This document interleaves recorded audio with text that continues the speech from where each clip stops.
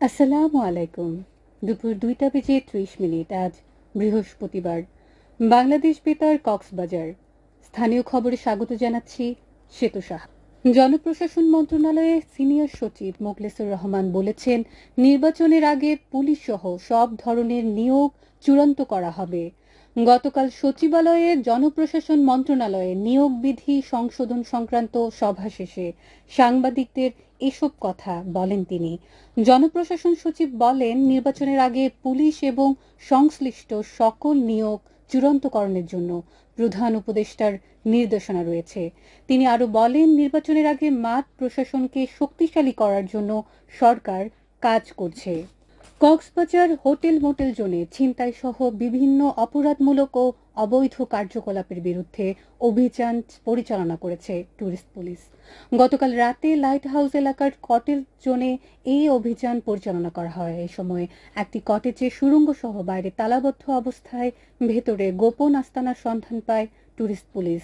পরে আস্তানাটিতে তল্লাশি করে ১৩ জন নারী পুরুষকে আটক করা হয়। এতে নেতৃত্ব দেন ট্যুরিস্ট পুলিশ কক্সবাজার রিজিয়নের অতিরিক্ত ডিআইজি আপিল মাহমুদ। অভিযানকালে তিনি বলেন, হোটেল মোটেল জোনে প্রতিনিয়ত পর্যটকদের মালামাল ছিনতাই, হয়রানি সহ বিভিন্ন অপরাধ ঘটছে। ভুক্তভোগীদের অভিযোগের ভিত্তিতে অপরাধমূলক কাজে মদতদাতা ও জড়িতদের বিরুদ্ধে এই অভিযান পরিচালনা করা হচ্ছে বলে জানান তিনি। আটকদের সদর মডেল থানায় হস্তান্তর করা হয়েছে বলে জানায় ট্যুরিস্ট পুলিশ। এদিকে কক্সবাজার শহরের সমুদ্র সৈকত তীরবর্তী ঝাউবাগানের কাছে ঝুলন্ত অবস্থায় স্থানীয় এক সংবাদকর্মীর মরদেহ উদ্ধার করেছে পুলিশ। আজ সকালে সৈকতের গলফ মাঠ সংলগ্ন ঝাউবাগানের ভেতরে মরদেহটি দেখতে পেয়ে পুলিশকে জানান স্থানীয়রা।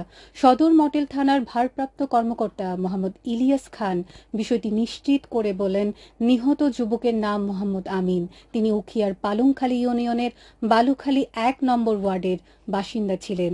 নিহতের মরদেহ ময়নাতদন্তের জন্য জেলা সদর হাসপাতালে পাঠানো হয়েছে। এছাড়া মৃত্যুর কারণ উদ্ঘাটনে পুলিশ কাজ করছে বলে জানান ওসি। উখিয়া উপজেলায় মরিচ্চাপালং সরকারি প্রাথমিক বিদ্যালয় পরিদর্শন করেছেন প্রাথমিক ও গণশিক্ষা মন্ত্রণালয়ের অতিরিক্ত সচিব মরিয়ম বেগম।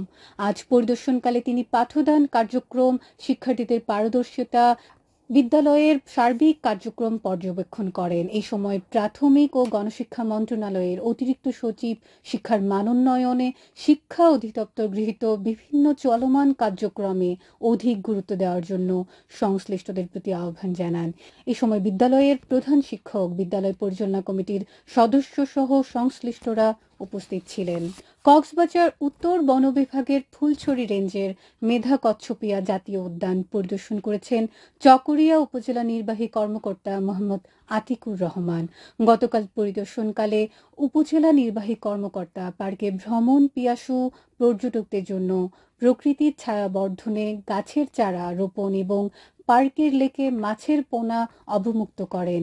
এ সময় তিনি বলেন, সরকারি বনাঞ্চলে সবুজ বেষ্টনী সৃজন করে প্রাকৃতিক পরিবেশ পুনরুদ্ধার করতে ইকো ট্যুরিজম উন্নয়ন প্রকল্পের আওতায় এই কর্মসূচি গ্রহণ করেছে সরকার।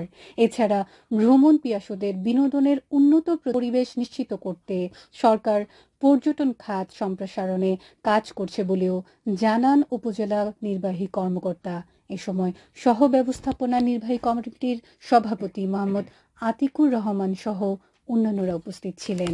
আবহাওয়া, আগামীকাল দুপুর ১২টা পর্যন্ত ২৪ ঘন্টার পূর্বাভাসে বলা হয়েছে, আকাশ অস্থায়ীভাবে মেঘলা থেকে মেঘাচ্ছন্ন থাকতে পারে।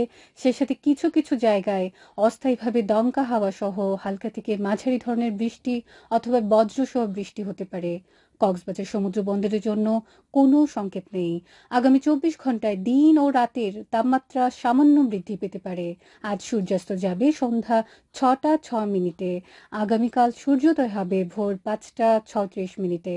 আজকে সর্বনিম্ন তাপমাত্রা ছিল ২৫.৫ ডিগ্রি সেলসিয়াস এবং সর্বোচ্চ তাপমাত্রা ছিল ৩২.৫ ডিগ্রি সেলসিয়াস। এখন জানিয়ে দিচ্ছি বাঁকখালী নদীর মোহনা ও সংলগ্ন এলাকার সামুদ্রিক জোয়ার ভাটার সময়সূচি।